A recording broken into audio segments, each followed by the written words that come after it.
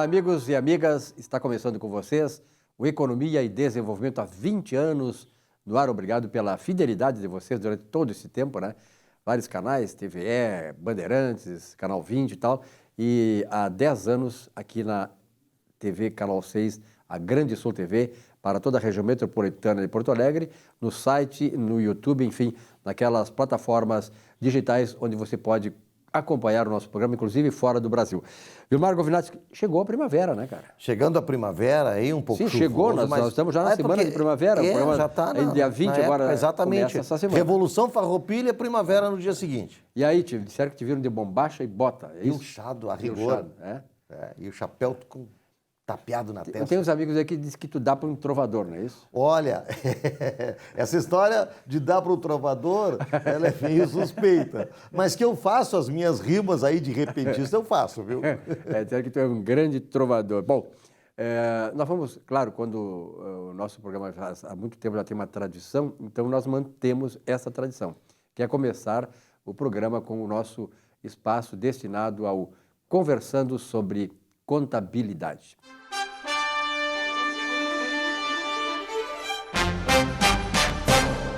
E nesse espaço, Cristiano, obrigado, Cristiano, mais uma vez pela tua presença aqui, né? Gravatinha vermelha, bonita e tal. Silvio, muito obrigado. É uma alegria estar de novo com vocês nessa bancada.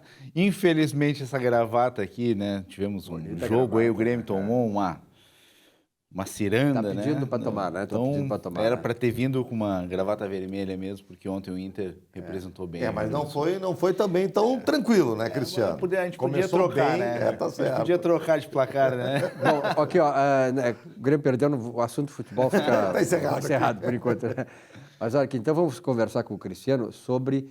Nós estamos no ano eleitoral e, naturalmente, os candidatos a vereador, a prefeito, têm que prestar contas ao Tribunal Superior Eleitoral e ao Tribunal dos Regionais Eleitorais, né? E essa prestação de contas, ela é muito complicada.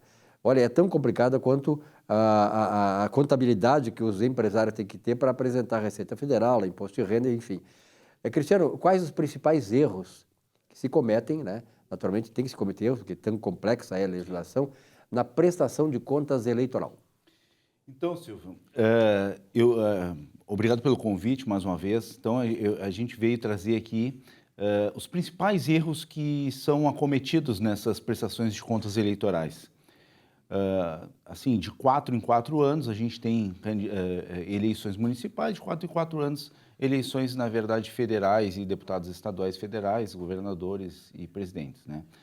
Mas essas eleições municipais, elas são eleições mais amplas, né? Pela quantidade de candidatos, pré-candidatos que nós temos, né? Então, assim, mesmo a gente fazendo todo o nosso papel de conversar assim, com os candidatos, é muito recorrente que hajam erros, né? Então, a gente veio aqui para mais uma vez, assim, conversar com nossos colegas contadores, os candidatos e compartilhar assim a nossa experiência de quais são os principais erros que acontecem nessas prestações de contas eleitorais. O primeiro destes erros, Silvio e Vilmar, seriam a não registrar corretamente doações estimadas não financeiras. O que seria esse erro? Em geral, o candidato, às vezes, ele não coloca nenhum recurso financeiro na sua campanha.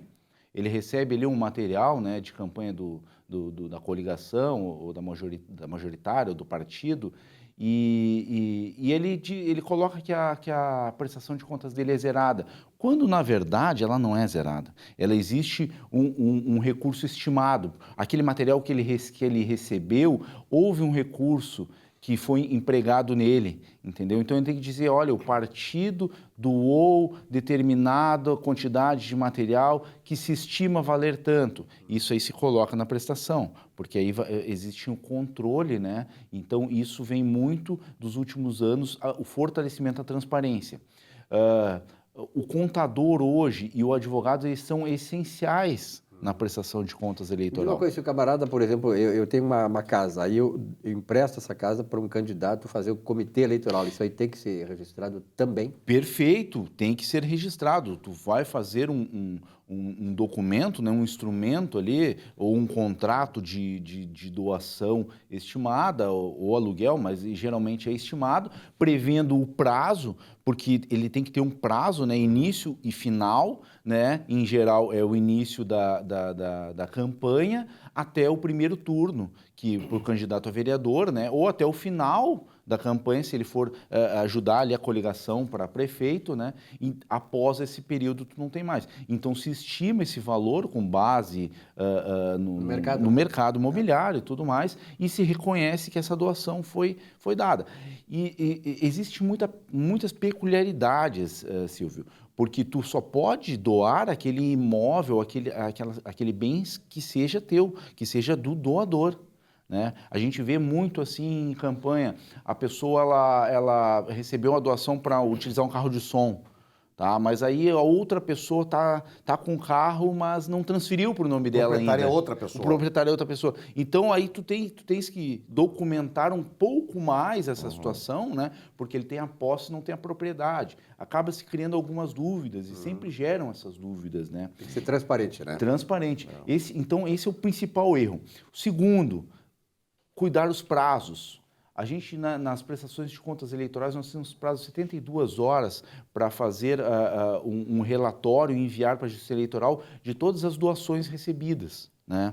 Então, isso aí, às vezes, é um prazo muito curto. Né? O pessoal lá deposita na sexta e vai entregar só a segunda, e daqui a pouco já estourou o prazo. O que acontece? Isso aí tem uma chamada, né, pela Justiça Eleitoral para que se diga o porquê desse atraso, né? Se justifique. Você está falando agora das doações financeiras. Das doações financeiras. Que tem que transitar todas elas pela conta bancária, Cristiano? Todos os recursos são transitados em conta bancária. Não pode fazer uma doação bancária específica, né? Específica que é exatamente não, todas identificadas em conta bancária, identificação do doador. Se vamos uma hipótese, Vilmar e Silvio. Se o Vilmar ele doa para um determinado candidato, vai lá no caixa eletrônico e não identifica que foi o Vilmar. Sim. Esse candidato ele não pode usar esse recurso, porque ele é um recurso que ele não tem origem.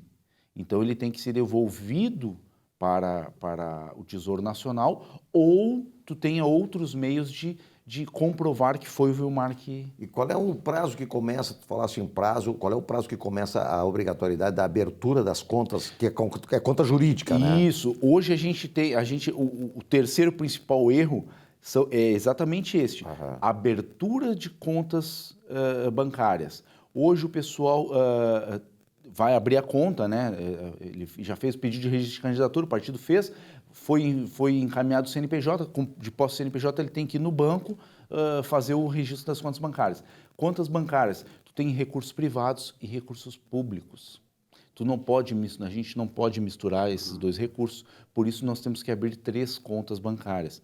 Uma para conta de campanha, doações normais, recursos privados, uma para conta de fundo eleitoral e uma para conta de fundo especial eleitoral, porque eles não podem se conversar, eles têm finalidades e destinações específicas.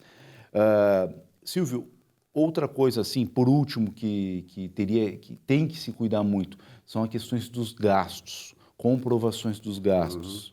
Né? O pessoal acaba transitando todo o recurso na conta bancária, o pessoal vai lá, faz um gasto, compra um produto daqui a pouco... Pedir nota para registrar. Exatamente, não comprou, botou um combustível, esqueceu de pedir a nota. Isso, na verdade, não tem aprovação das contas, porque tu não teve a comprovação, né, de que tu efetuou aquele gasto. E assim, são medidas que parecem ser pequenas, parecem ser simples e ocorrem muito frequentemente. A campanha 45 dias é muito rápido, ela é muito dinâmica, agora temos pandemia, então temos que cuidar estes erros mais simples, né, que a gente acabou passando. Consulte seu contador, ele é um profissional habilitado, ele tem que estar junto na prestação de contas eleitoral. Acho que isso aí. Até o contador é importante. Então procure um contador, né, quer dizer, eu acho que é importante isso, porque olha aqui, eu vi já muitos candidatos que foram eleitos, não puderam assumir, ou aqueles que assumiram, depois a Justiça Eleitoral veio e cassou, exatamente por questões até de... O camarada não entende da coisa e tenta passar esse migué. E migué aqui no Brasil não dá, né? Só tem algumas castas que podem fazer migué, nós não podemos. Obrigado, Cristiano. Muito obrigado, Silvio. Perfeito, Cristiano. Obrigado, Esse espaço aí, nosso conversando sobre contabilidade.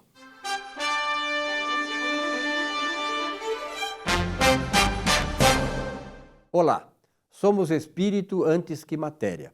Assim, se usarmos a espiritualidade que está em nós, seja onde for, seremos mais felizes. Verdade, a espiritualidade é vida, é o transcendente dentro de nós. Pela fé é que a espiritualidade se manifesta, inclusive no trabalho. O uso da espiritualidade faz a diferença, acreditem. Espiritualidade e negócios não são excludentes. Entenda isso. Ser espiritual é amar a vida. Antes de tudo, amar o próximo, amar o que se faz, ter empatia. O desabrochar do espírito nos torna mais humildes, pacíficos e nos faz verdadeiramente homens e mulheres muito melhores e mais produtivos no que fazemos. Isto é maravilhoso. Boa semana.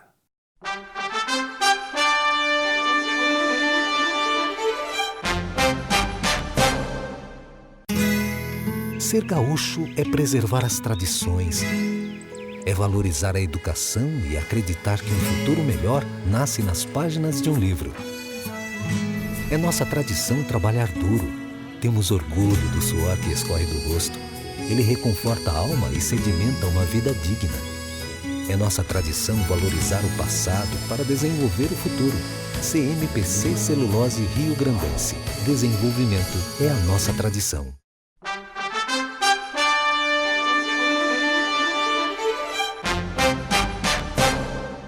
Pessoal, aqui ó, um recado para os municipários de Porto Alegre. A Coperpua Crédito Cooperativo é para você, para os municipários. Tem sede própria agora na Alberto Bins, 325, lá no 9º andar.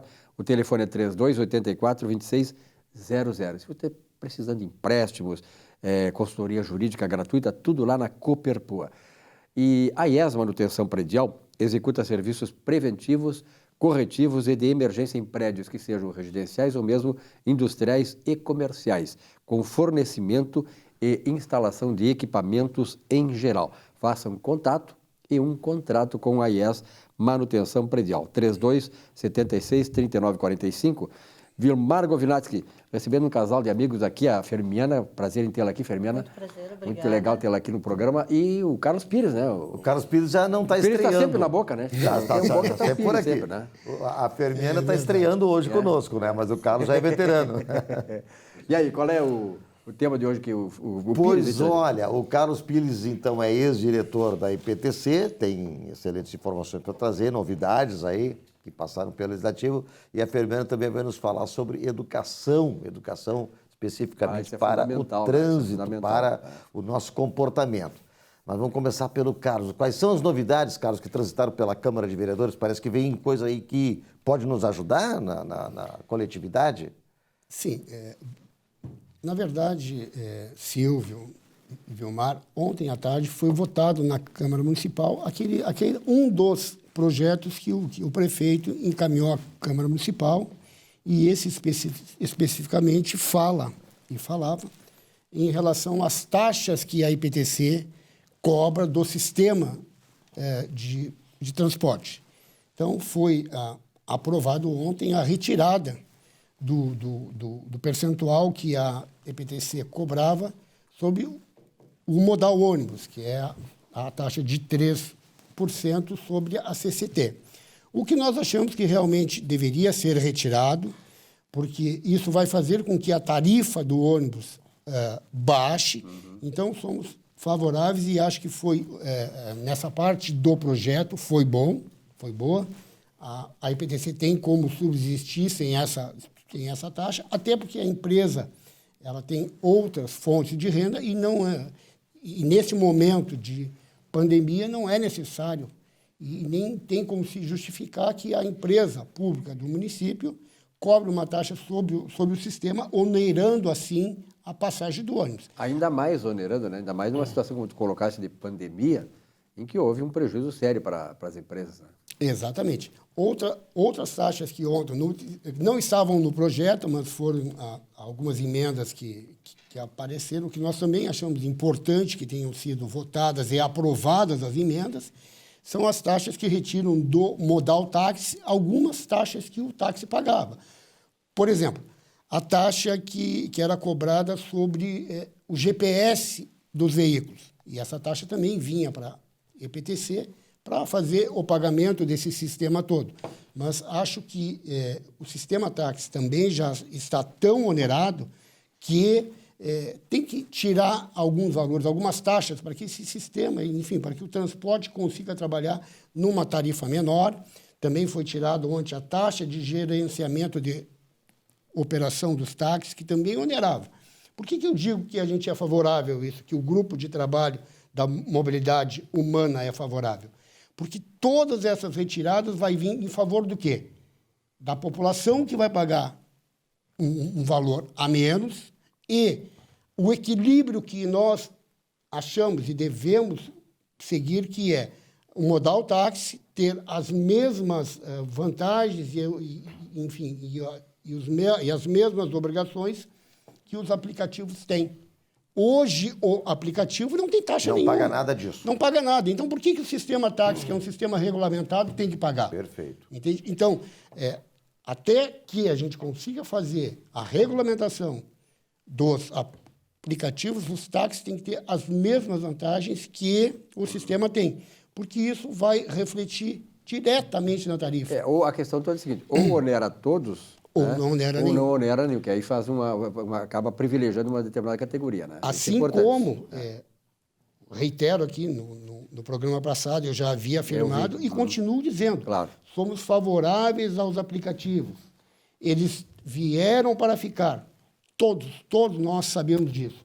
Agora, eles não podem vir com uma série de vantagens que o sistema que já havia, que é o táxi, certo? Seja prejudicado. Então, que tenha, como tu mesmo disse, Silvio, agora, que seja a mesma vantagem para os dois sistemas. Claro. E o mercado, e a qualidade, e quem trabalhar melhor vai ter subsistir, o maior é o que número vai de sobreviver. passageiros. Exatamente. Antes de passar para a Fermiana, conversar com a Fermiana sobre a questão de educação, Carlos, uma última pergunta em função justamente disso. Então, e te cumprimentar justamente por essa visão de que, ao invés de onerar os aplicativos, é desonerar para trazer o equilíbrio, mas Perfeito. não botando no bolso do contribuinte, do Sem usuário. Sobre a oneração que está aí em pauta, vai rapidamente, Carlos, por favor, pedágio no centro de Porto Alegre. Bom, eu diria que esse projeto não deveria sequer ter sido, ou seja, que o Ventilado. governo, para mim, o governo sequer deveria ter perdido tempo num projeto desse, porque justificar esse projeto dizendo que lá em Londres isso existe, pelo amor de Deus, Londres tem N formas de transporte público que fazem as pessoas chegarem no centro que não precisam Exatamente. de veículo, entende? Nós aqui temos o quê? 2 que chegam, tá? Que seria, e assim mesmo, de uma forma pequena, que seria o barco que vem de Guaíba até a cidade, e o ônibus, e o resto é carro. Nós não temos um sistema de transporte público que faça com que o cidadão opte por vir num desses sistemas ao centro. E fazendo o pedágio no centro, nós vamos fazer exatamente o que a gente pensa. Não quer.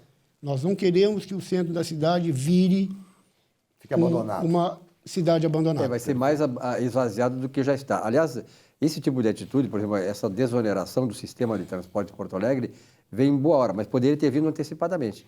Uma pena que os nossos governantes, eles pensam só nos anos eleitorais.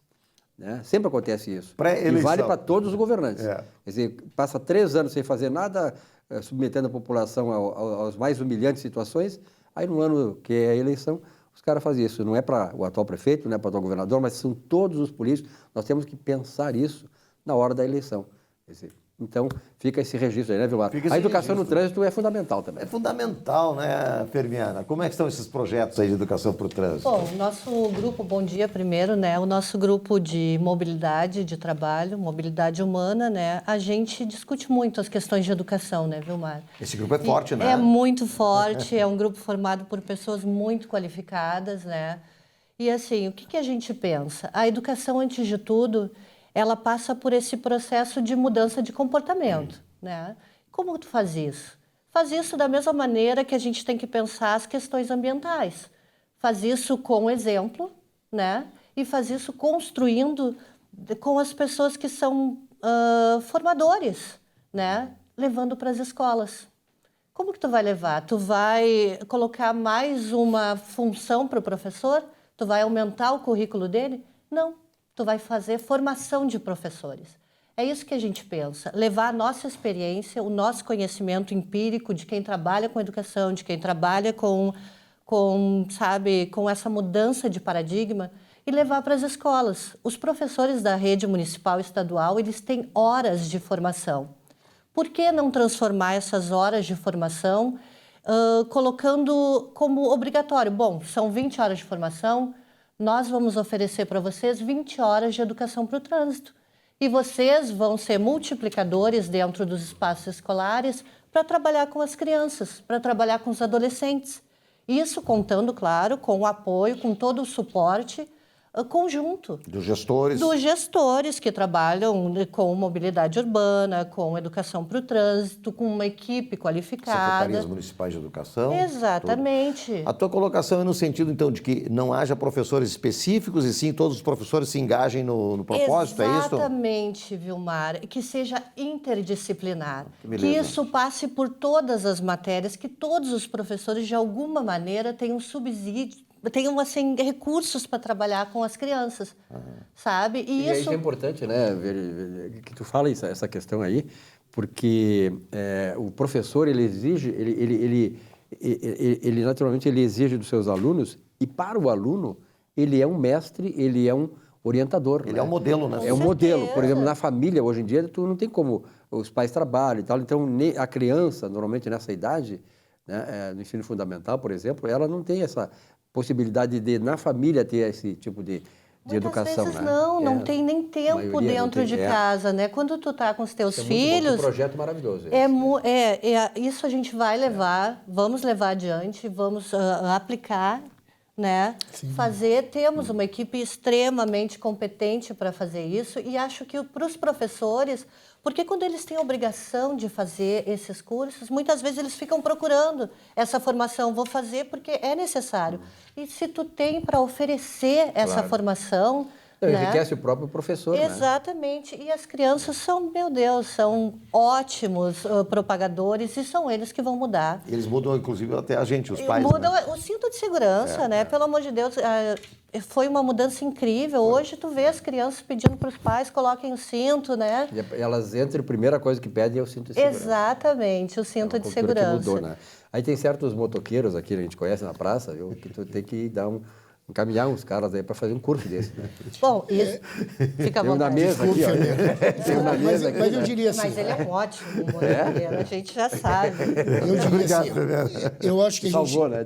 Eu acho que a gente tem que olhar essa categoria com muito a fundo e com muito carinho. Claro. Porque eu diria assim, ó, quem é que fez as coisas andarem na cidade enquanto a cidade estava parada? Perfeito, Carlos. Foram os motoboys. Perfeito. Exatamente. Que não tiveram nenhuma ajuda de ninguém. Saíram... No peito e na raça. No peito e na raça. Então, eu acho que esse tipo de profissional tem que ser olhado de uma outra forma. Ele tem que, sem dúvida nenhuma, ele tem que fazer curso de qualificação, mas eu não tenho a menor dúvida, Silvio, é uma categoria que, bem trabalhada, nós vamos ter resultados muito satisfatórios, principalmente na redução dos acidentes. Exatamente. Que é o que interessa para nós. E isso que tu fala, ser bem trabalhada, significa dizer o quê? A gente circula na cidade, eu circulo na cidade desde que cheguei aqui em Porto Alegre, então a gente vê a evolução das coisas, né? Com a multiplicação dos motoboys e tal, isso aí, o trânsito mudou. E o motoboy, ele precisa também ter essa consciência de que ele é a parte mais fraca no trânsito. Não tenha dúvida. É ou não é? Caminhões, ônibus, carros e tal, ele é a parte mais fraca. Então, ele tem que se cuidar primeiro. Não tenha dúvida. No momento em que ele começa a se cuidar, ele vai contribuir para um trânsito mais humano. Eu tenho conversado muito com os sindicatos dos motociclistas. O Walter Ferreira. O Walter, que é uma pessoa que é extremamente qualificado. É um presidente, não estou aqui puxando o braço. Vamos trazer o Walter, é um ótimo... Não estou. Ele é um parceiro. Mas é um parceiraço que tem essa visão que a gente tem de qualificar os seus associados para quê? Para que ele não tenha que, a todo ano, contar um número X de mortes e pessoas inválidas, perderam perna, E ele tem perderam braço. consciência, né, Carlos? Ele é uma pessoa que eles precisam muito... também claro. ter... E é um grande parceiro do Defender a grupo de categoria mobilidade. como ele defende é justamente pregar isto, né? Exatamente. Por exemplo, assim, ó, eu acompanhei a IPTC desde a criação e nós sabemos que a IPTC, né, Vilmar? Nós conversamos muito sobre isso. A IPTC vem mudando de paradigma, mudando de postura e tal. E hoje a IPTC deixou de ser uma entidade fiscalizadora e punidora para ser educadora. Para ser E parceira da isso comunidade. parceira, isso é uma mudança extraordinária. Aliás, E eu, Silvio, eu quero... sou um dos que diz isso, e eu não tenho receio nenhum de dizer, porque quem conhece o trabalho que a gente fez vai entender. A multa tem que existir? Tem. Tem que existir. Não tem a menor dúvida, Evidente. tem que existir, é evidente. A punição é importante. Exato. Mas a educação é fundamental. fundamental. Só para registrar, quantos anos tu ficaste na IPTC, Carlos? Bom, eu tenho entre Secretaria Municipal de Transportes e EPTC, eu fiquei 37 anos trabalhando 37 lá. anos. Me A aposentei Fermiana? lá. 21 anos. 21 anos. Só Experiência para não registrar, exatamente, a experiência e olha a visão moderna que eles estão trazendo para nós aqui. É uma visão moderna, uma visão que desonera, que não pune, que educa. Né? Exatamente. Olha, Tá parabéns junto para com a vocês, viu? sociedade, né? Muito bom. Parabéns. Tô Isso é encantado. integração, quer dizer, é isso que a gente quer do setor público, né? Que o setor público atenda às aspirações com a sua visão, naturalmente, toda, mas uma coisa mais holística do ponto de vista da comunidade e tal, né? Que são coisas importantes que eu parabenizo a IPTC, principalmente o Diego, né? O Diego faz um trabalho Diego maravilhoso, Marques. Diego Marques, um grande abraço a ele que nos assiste e tal. E eu acho que a IPTC realmente, ela hoje é uma instituição inclusiva, né? Ela traz a inclusão para a sociedade e tenho certeza que nós vamos marchar melhor ainda. Obrigado, Pires, obrigado, Guria, prazer tê-lo aqui, volta mais vezes, né, Muito Fernanda? obrigada. Tá? Volto sim. Um rápido intervalo, nós voltamos já já com o nosso Economia e Desenvolvimento. Até já.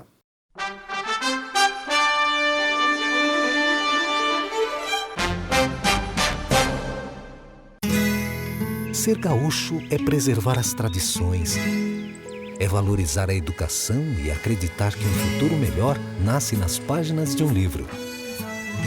É nossa tradição trabalhar duro.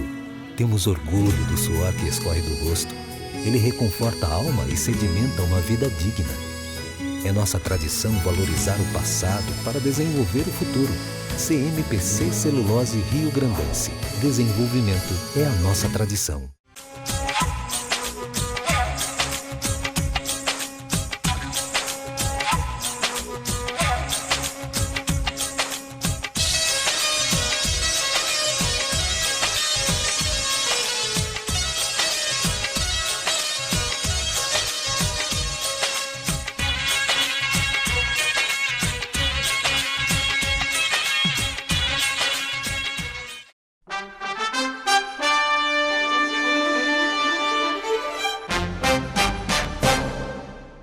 Hoje vamos refletir sobre o inícios. Esta semana temos uma lua nova no signo de Virgem e daqui a alguns dias a primavera está chegando. A beleza dos começos, o despertar da natureza. Depois de períodos de turbulência como este que estamos passando, a primavera pode significar um recomeço dos seus sonhos. No livro do Tao Te Ching tem uma frase que diz: procuramos por algo que não vemos, seu nome é semente, seus sonhos, seus desejos e as energias são como sementes que não são possíveis de ver. Devemos ter cuidado ao plantar as sementes, escolher as melhores e cuidar delas com atenção. Neste período de tensão que estamos vivendo, quais foram as sementes que você plantou? O que irá desabrochar nesta primavera na sua vida? A vida é feita de pensamentos, sentimentos e ações. Quais você vem regando e iluminando? O tempo para a lamentação acabou. O tempo para a vitimização acabou. O tempo para a rigidez acabou. É hora de plantar novas sementes, renovar as suas energias.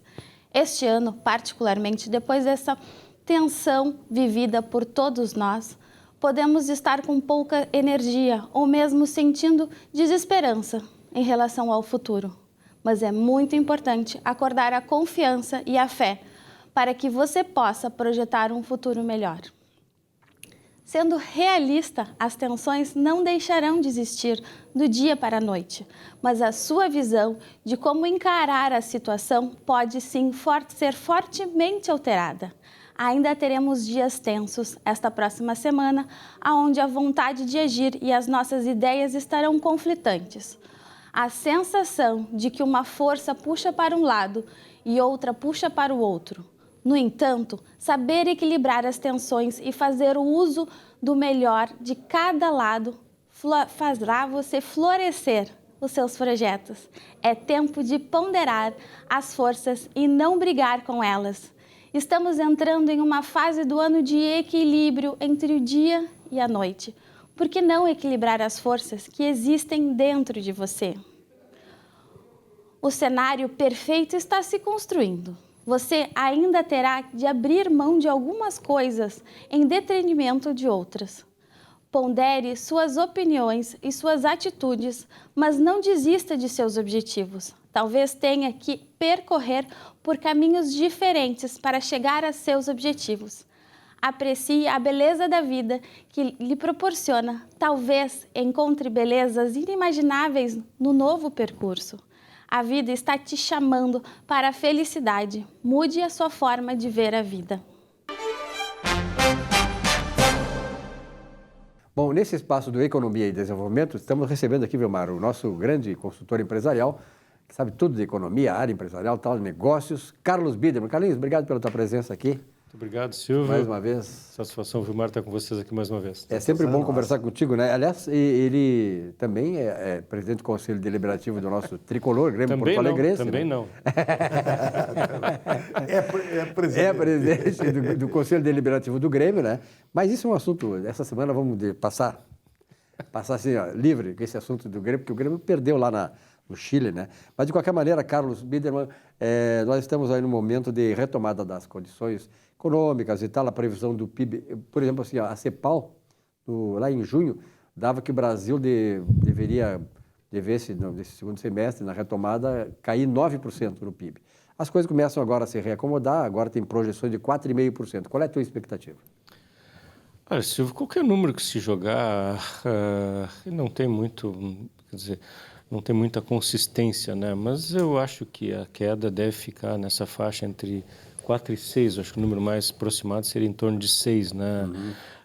Mas o fato é que, vamos dizer, realmente a pandemia afetou praticamente todos os negócios, alguns não, alguns até favoreceu em algumas circunstâncias, mas a retomada da economia, a gente, acho que na última nossa conversa, a gente já viu uma pergunta se era em U, em V ou em L. É isso aí. E a gente até falou, eu até falei que era o símbolo da Nike, né? Que exatamente. Era aquela retomada... Foi aqui nesse programa. Foi aqui, né? Então, eu acho que está mais ou menos se confirmando isso, o Nike, né? A Swatch da Nike.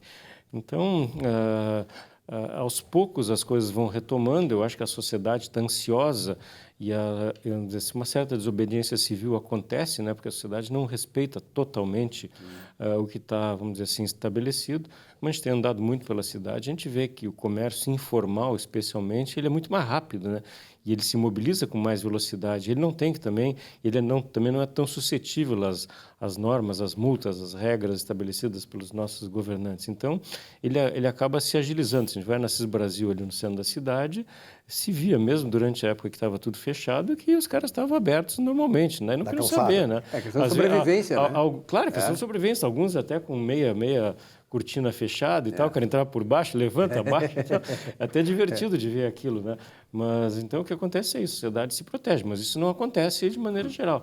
Então, mas eu acho que a sociedade está ansiosa por essa retomada.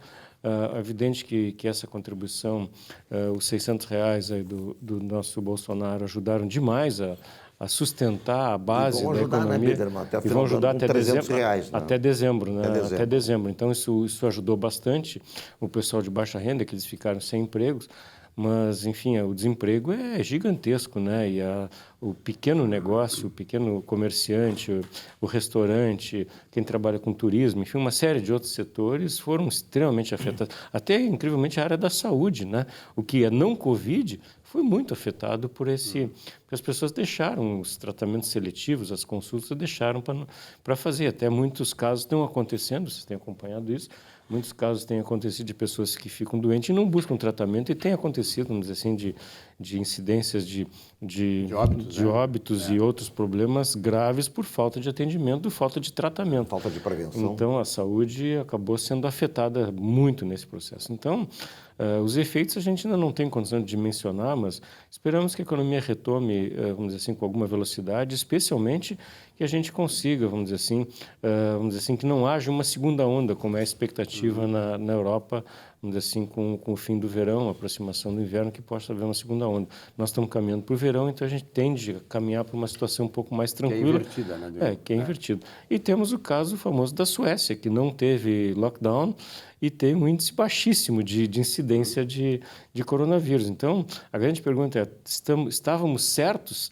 Essa tal ciência, que não é ciência, que era especulação, porque ninguém tinha estudos para justificar as suas opiniões suficientes e embasados para isso. Então, ciência, entre aspas, né? Então, será que nós erramos? Muitos dizem, a gente falou sobre isso aqui também, que muitos entendem que foi talvez o maior erro da história da humanidade esse lockdown, né? Olha o que está acontecendo na Argentina, que continua fechada lá, vão destruir o país. Se é que já não destruiriam por outras razões, vão apressar a destruição do país com a política lá do presidente eleito.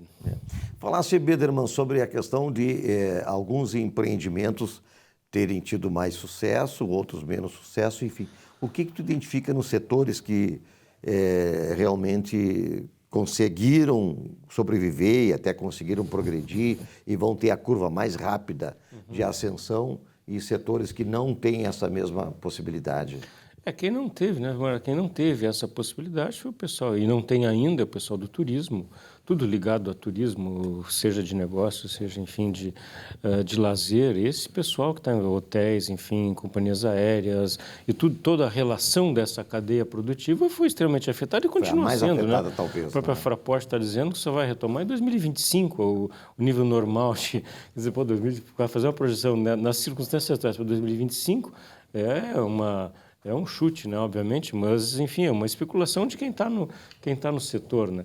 Então, esses foram, evidentemente, os mais afetados. A retomada vai ser muito, muito lenta. Então, não tem grande expectativa em relação a esses setores. Agora, outros, vamos dizer assim, de consumo, de produtos de consumo, quer dizer, a área imobiliária teve, vamos dizer assim, um efeito muito positivo, porque as pessoas passaram a ficar mais tempo dentro de casa e, evidentemente, passaram a pensar melhor em aproveitar melhor melhorar a sua condição de vida, passaram a não gastar em outras coisas, em viagens, por exemplo, que a gente estava falando há pouco, e passaram, então, a investir na sua residência. Então, tudo que é relacionado ao setor imobiliário e a cadeia que envolve imóveis, decoração, todo esse tipo de coisa, equipamentos eletrônicos, né? Poxa, o pessoal melhorou o seu equipamento eletrônico. A área de computadores, os preços de equipamentos eletrônicos subiram bastante nesse processo. As pessoas precisaram melhorar o seu equipamento dentro de casa, né? Para poder trabalhar dentro do home office. Então, tudo relacionado a isso teve um efeito muito positivo. Eu acho que a indústria de vinhos, o pessoal começou a tomar mais vinho também.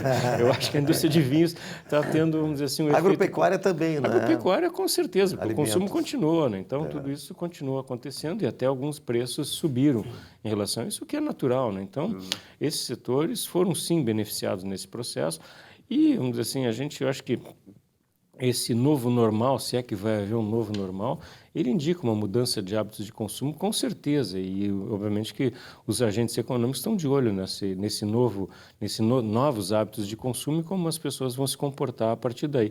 A indústria que sofreu demais foi a indústria de vestuário, e continua sofrendo, porque as pessoas passaram a ficar dentro de casa, porque eu não preciso, eu estava até vindo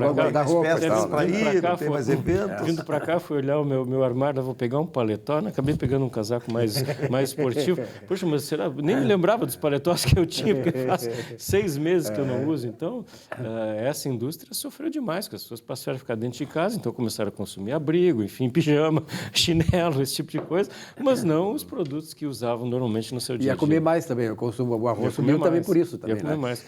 Carlos, eu queria te fazer, estamos nos encaminhando para o final da entrevista, mas quanto mais passa o tempo, o Jair Messias Bolsonaro, cada vez mais ele sedimenta o apoio da sociedade. Tem muitos que vão dizer que é isso, que é aquilo e tal, que é o Bolsa Família, que é o auxílio emergencial, não. Mas há uma realidade que é a seguinte: Bolsonaro está entregando obras que nunca um presidente da República durante, décadas e décadas entregou. No Nordeste, no Sudeste, no Sudoeste, no Centro-Oeste, em tudo que aqui no Sul.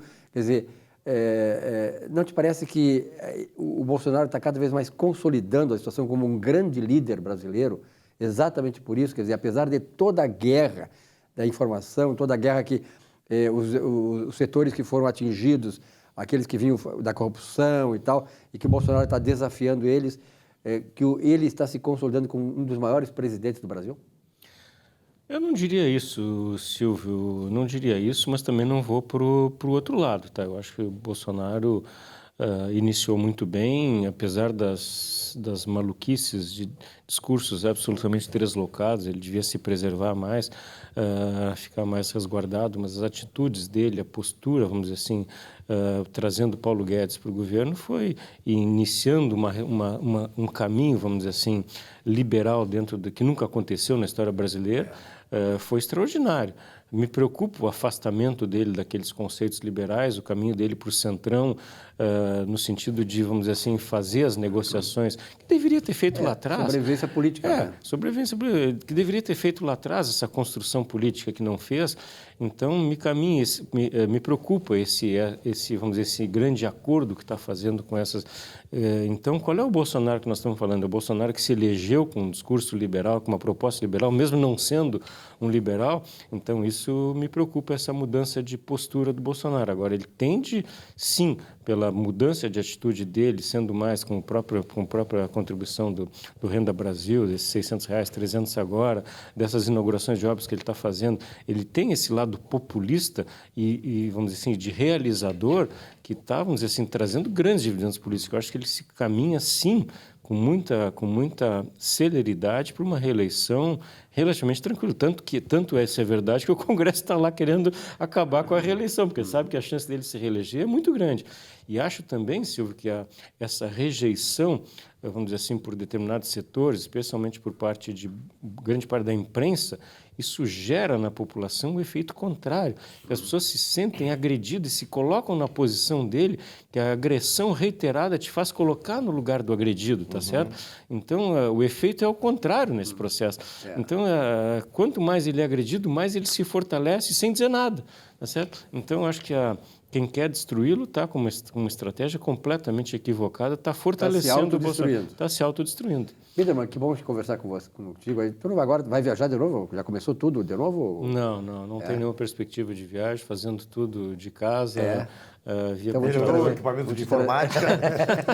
Até comprei um, verdade. Viu só, experiência própria, né? É verdade. Então vamos aproveitar que o Biderman está aqui, vamos trazer mais vezes, né? Porque é importante sempre ouvir uma voz de alguém que tem experiência, que tem conhecimento, que tem feeling, né?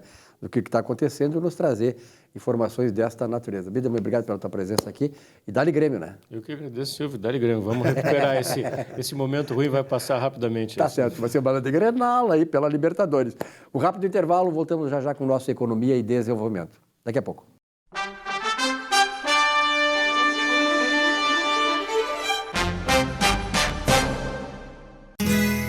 Ser gaúcho é preservar as tradições, é valorizar a educação e acreditar que um futuro melhor nasce nas páginas de um livro. É nossa tradição trabalhar duro. Temos orgulho do suor que escorre do rosto.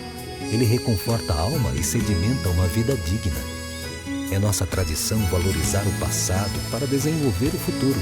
CMPC Celulose Rio Grandense. Desenvolvimento é a nossa tradição.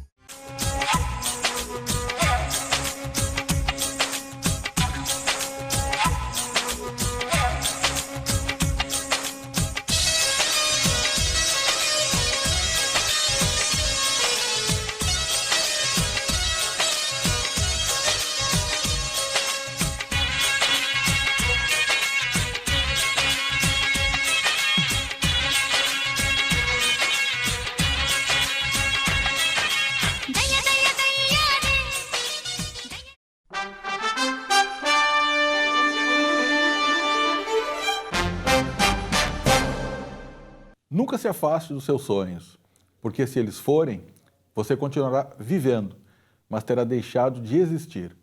Essa frase do Charles Chaplin nos ensina a diferença entre viver e existir. Existimos muito antes de nascer E depois continuamos existindo quando respiramos, falamos, sentimos. Choramos, gastamos o tempo, atendemos a agenda e trocamos suor por dinheiro.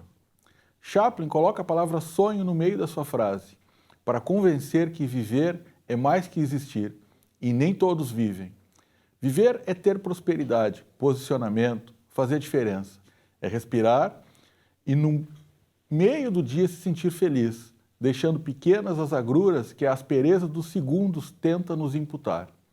É ser maiúsculo para espantar os pensamentos minúsculos. É orar para expurgar fantasmas e deixar os bons sonhos, que os bons sonhos ganhem datas e se transformem em metas. Viver é presente.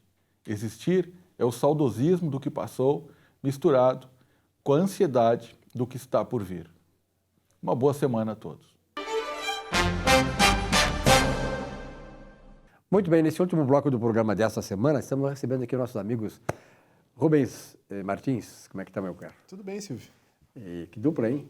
Pois Marcos Salles, hein? Tu tava viajando, né? Tu tava viajando demais, né, meu? Fui para São Paulo É? essas 2 semanas, né? Fazer os atendimentos e retornei ao estado. Pandemia que é nada, né? O cara viaja para cá e para lá. Adeus, É o pandemia. cidadão do mundo, né? É verdade. Mas aqui, Marcos, eu vou aproveitar a tua presença aqui, que é muito interessante, e nós gostamos muito sempre que tu pode vir aqui no programa, né? Essa aí é a semana do preenchimento labial. E aí? Então, essa semana a gente está dedicando, né, essa parte do preenchimento labial que tem sido muito solicitado, né, pelo nosso público-alvo, né? E a gente vai dar uma atenção especial sobre esse tipo de procedimentos na clínica. Quem é que mais solicita isso? Mulheres, homens? Não, as mulheres, né? As mulheres querem estar com a boca perfeita, bonita, o arco do cupido, com aquela expressão bonita dos lábios, né? Um sorriso. E para isso também a gente tem o trabalho do Dr. Rubens, né? Que é a parte da prótese, da parte do clareamento dentário, que contribui bastante para o sorriso ali, a expressão do lábio também fica bonita. Quer dizer, o trabalho de vocês, um complementa o outro, né? Na verdade, sim. né? É um trabalho complementar, é multidisciplinar. A gente trabalha de forma não concorrente, né? Na verdade, é uma forma que um complementa o outro. Como é que vai se dar essa semana? O pessoal que quer participar da semana? As agendas estão abertas, podem ligar para o telefone, né, da clínica, marcar o agendamento e a gente vai estar dando alguns mimos a mais, que a gente vai falar lá na hora, né? Então, a gente vai dar um mimo para o paciente. Então, pode agendar essa semana de segunda até sexta-feira, com a prioridade ao preenchimento labial. O preenchimento labial e a questão do libido. Sim, isso é bastante importante, né? Hoje a estimulação se dá também pela aparência, né? Não é só a pela questão... estética, Isso, né? A gente se sente muito melhor, muito mais potente, né? Mas isso é uma coisa da natureza humana, né?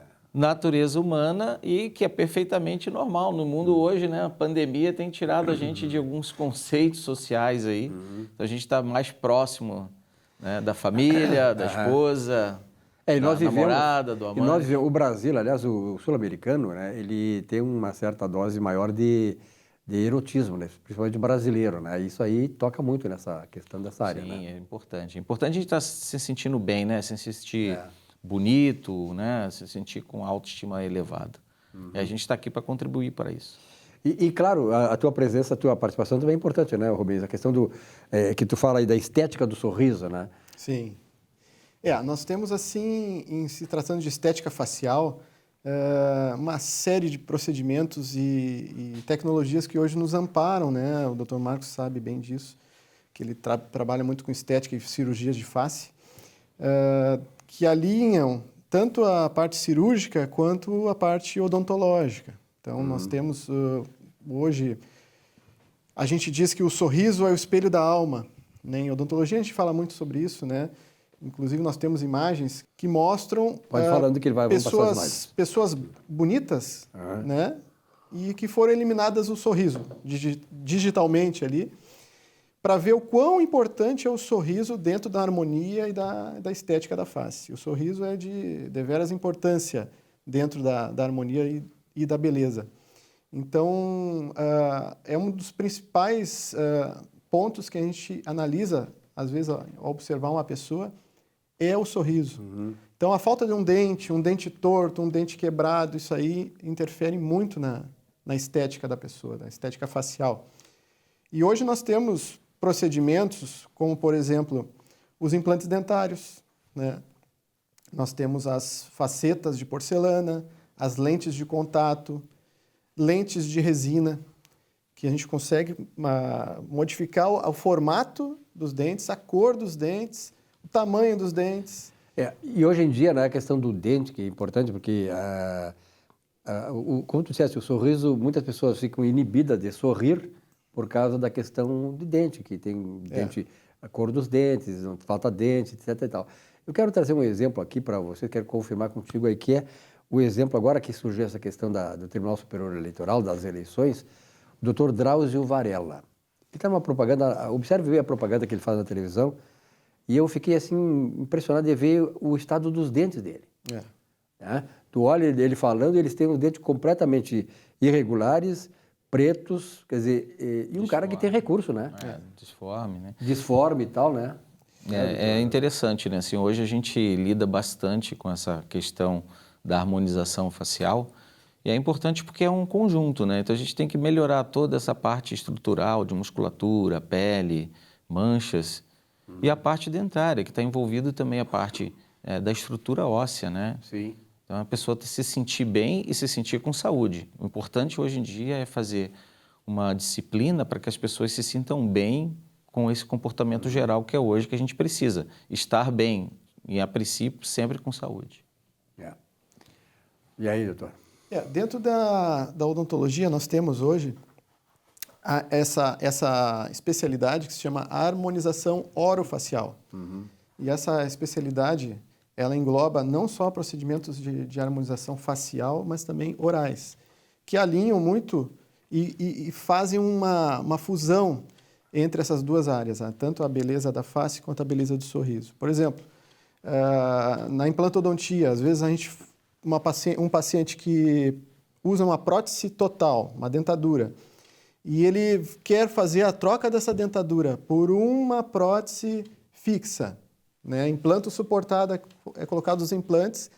Quando a gente troca a dentadura pela prótese fixa, nós perdemos uma coisa que se chama suporte labial.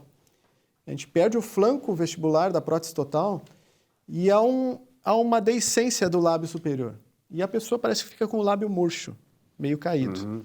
Aí vem a área de harmonização facial, que nos propicia hoje fazer preenchimento labial. Que é o caso. Que é o caso. Para recompor esse volume perdido pela prótese total. Então, tu vê que uma área interage na outra, uma área se complementa na outra. Hoje, a odontologia ela é muito mais do que somente dentes. Hoje, ela é uma gama de procedimentos que buscam essa harmonização da face e o bem-estar do paciente. E o bem-estar do Daí paciente. essa parceria de vocês, né? Porque uma coisa complementa a outra. Né? Exatamente. Sempre. Parceria de irmãos para sempre, isso aqui. Bom, a questão do clima, do frio, do calor, isso tem alguma coisa na tua área de estética facial, por exemplo? Não tem grandes interferências. Porque antigamente eu me lembrava de a pessoa dizer, não, aqui tem que ser mais no inverno, porque no verão, etc. Alguns procedimentos, sim, no inverno favorece pela questão do peeling. Alguns procedimentos que a gente evita que se tenha exposição ao sol, mas hoje em dia a gente consegue uma responsabilidade e colocar isso para o paciente, ele tem que seguir o que a gente pede para ter um resultado efetivo e que não comprometa o procedimento. O importante trabalho de vocês dois, né, é que exatamente isso, quer dizer, trabalha em cima da autoestima das pessoas, né? Exatamente. Então, às vezes, não adianta a pessoa ter um certo status, digamos assim, de funcional, ser isso e aquilo, se ela não está se sentindo bem, exatamente porque ela não consegue expressar essa questão de autoestima em função de um problema no dente, na face e tal, né? O sorriso, a falta de um dente, compromete demais, assim, a autoestima das pessoas. Tem pessoas que não sorriem, que não são felizes muitas vezes pela falta de dentes. E hoje, com toda a tecnologia e todos os procedimentos que nós temos, é possível sim transformar uma pessoa, transformar um sorriso, transformar a face de uma pessoa e trazer a ela uma autoestima perdida, aquela alegria de viver, né, que teria com esses procedimentos. Dr. Rubens, o Brasil foi considerado, muito tempo atrás, como o país dos desdentados. Essa é uma realidade atual também? Olha, Silvio, em parte sim, porque a odontologia ela ainda é muito cara. Né? Já está bem mais barata do que já era. Já está muito mais barata do que era antigamente, há 10, 20 anos atrás. Né? Se popularizou muitos procedimentos. Por exemplo, a ortodontia hoje é praticamente popularizada a todas as camadas da sociedade. Antigamente, a ortodontia era só para quem tinha muita condição financeira. A implantodontia também, ela vem hoje com processos mais simples e que facilitam muito a prática da implantodontia. Então, hoje a gente coloca implantes aí a uma fração do que era há 10, 15 anos atrás. E o grande detalhe é o seguinte, vocês trabalham no rosto das pessoas, na face, quer dizer, na apresentação, no cartão de visita das pessoas. É saber com quem você vai fazer o procedimento. Nós temos muitos exemplos que acontecem por aí, sim, de pessoas que vão para qualquer um, não sabem qual é a especialidade, se o cara tem isso, é aquilo, diz que mas pode ser não ser, e aí dá problemas. Quer dizer, esta é a grande recomendação, procurar um profissional como vocês. A importância hoje, assim, procurar profissionais qualificados, né? Profissionais que saibam fazer o procedimento e que usem materiais que são dignos ao procedimento. Hoje existe preço para tudo, mas você tem que saber. O profissional tem que mostrar para você o que ele está usando, né? O que ele usa de melhor para ter um resultado melhor. Afinal de contas, você vai mexer exatamente na sua identidade. E isso fica para sempre. Doutor Marcos, um abraço, muito obrigado pela sua presença. Doutor Rubens também. Obrigado, Silvio. Essa dupla aí que, graças a Deus, é a nossa parceira aqui no nosso Economia e Desenvolvimento. Uma bela semana de trabalho para todos vocês. Na semana que vem, novo encontro. Até lá.